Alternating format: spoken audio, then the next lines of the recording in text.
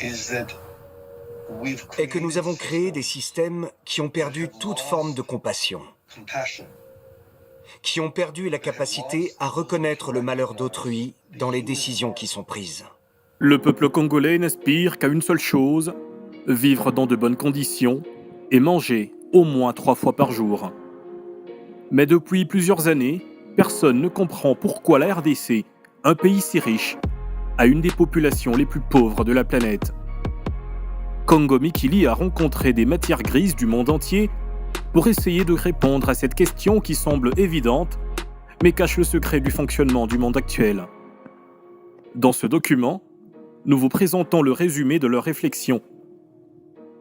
Alors, pourquoi la RDC, pays très riche, a un peuple si pauvre ?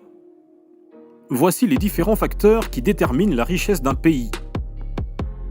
Les terres agricoles, le climat, les richesses du sous-sol, les terres urbaines, la quantité de la population, le niveau d'éducation de la population, la santé de la population, le niveau de technologie et d'industrialisation du pays et sa capacité militaire. Seul bémol, la RDC manque cruellement un bon niveau d'éducation de sa population, de bons soins de santé, de technologie et d'industrialisation et d'une capacité militaire presque inexistante. Malgré un très bon climat pour l'agriculture et une grande quantité de main-d'œuvre humaine, nous n'exploitons pas nos terres agricoles et l'exode rural amène toutes les populations des villages dans les grandes villes où il manque cruellement de travail par manque d'industrialisation du pays. Comment alors les Occidentaux contrôlent nos richesses du sous-sol ? La malédiction des ressources naturelles, c'est ce genre de situation paradoxale constatée à de nombreuses reprises dans l'histoire moderne et antique. Des pays riches en ressources, mais pour qui cette richesse est synonyme de catastrophe. La financiarisation signifie que l'économie est de plus en plus centrée autour des marchés financiers. Et cela se manifeste de différentes façons.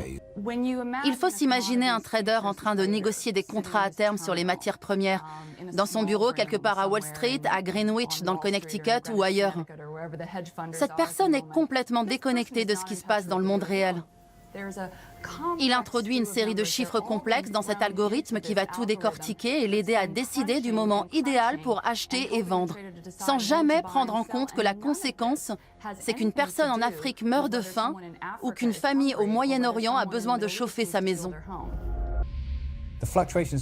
Les prix fluctuent énormément actuellement. Et cela n'est pas lié à une nouvelle guerre du Golfe ou à une crise financière massive. Recevoir l'alerte d'une possible hausse de prix avant votre concurrent vous permet d'acheter avant lui et de vous constituer un stock afin de minimiser les effets de l'augmentation à venir. Produits réels dans l'économie réelle, comme les maisons, le pétrole, le blé, et quasiment n'importe quelles ressources sont financiarisées et entrent sur le marché. Dans ce processus, ils sont étudiés sous toutes les coutures et leur valeur peut être amplifiée. Mais tout ça, ce n'est que de la fiction, parce que dans le monde, le nombre de maisons et le nombre de barils de pétrole est limité. Pourtant, les traders sont capables de spéculer à l'infini sur ces marchandises. Tant que nous ne dénoncerons pas l'instabilité des marchés, nous continuerons d'observer, suite à une hausse des prix, des mouvements sociaux en Afrique, en Asie et ailleurs dans le monde. Les Occidentaux ont digitalisé nos matières premières grâce à la bourse. Nous ne contrôlons pas les prix de nos matières premières sur les marchés boursiers. Des spéculateurs achètent des titres boursiers, stockent virtuellement nos matières premières pour essayer de les revendre plus tard et faire de gros profits. Vu que nous n'avons aucun contrôle sur les prix de nos richesses, ces spéculateurs peuvent manipuler le prix du coltan ou du cobalt à volonté et déstabiliser ainsi notre économie. Aujourd'hui, à Wall Street, ce sont des algorithmes par intelligence artificielle qui décident de la vie du Congolais.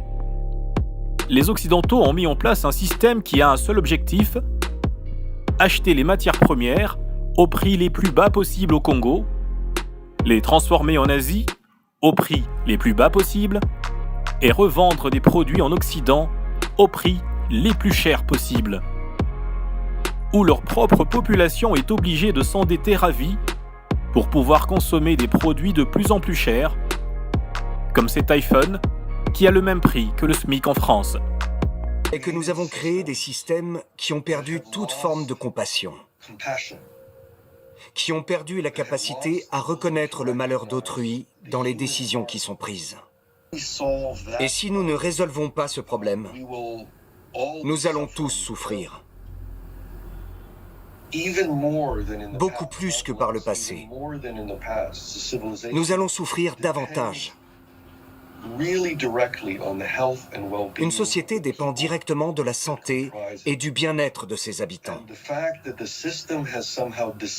Et le fait que le système ait dissocié le bien-être économique du bien-être de l'être humain est la manifestation de son propre échec. En aucun cas, le bien-être économique ne doit et ne peut être dissocié du bien-être de la population.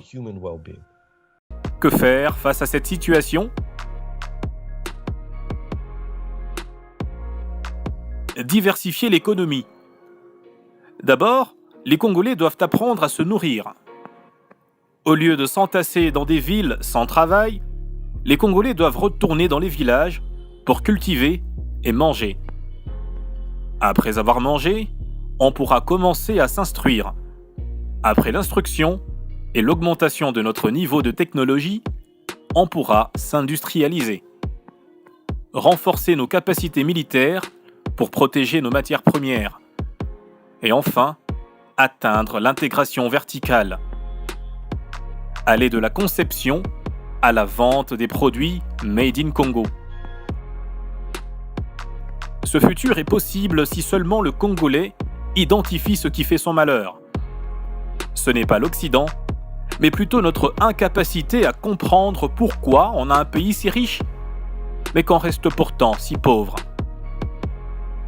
Nous croyons que ce documentaire est le début vers la solution, le début d'une nouvelle façon de réfléchir qui sort des plaintes et lamentations habituelles, mais qui dresse un plan d'action vers le bonheur du peuple.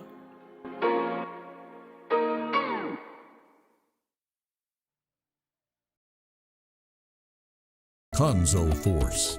You want to work 10 times stronger than usual, to do overtime, and have a happy couple.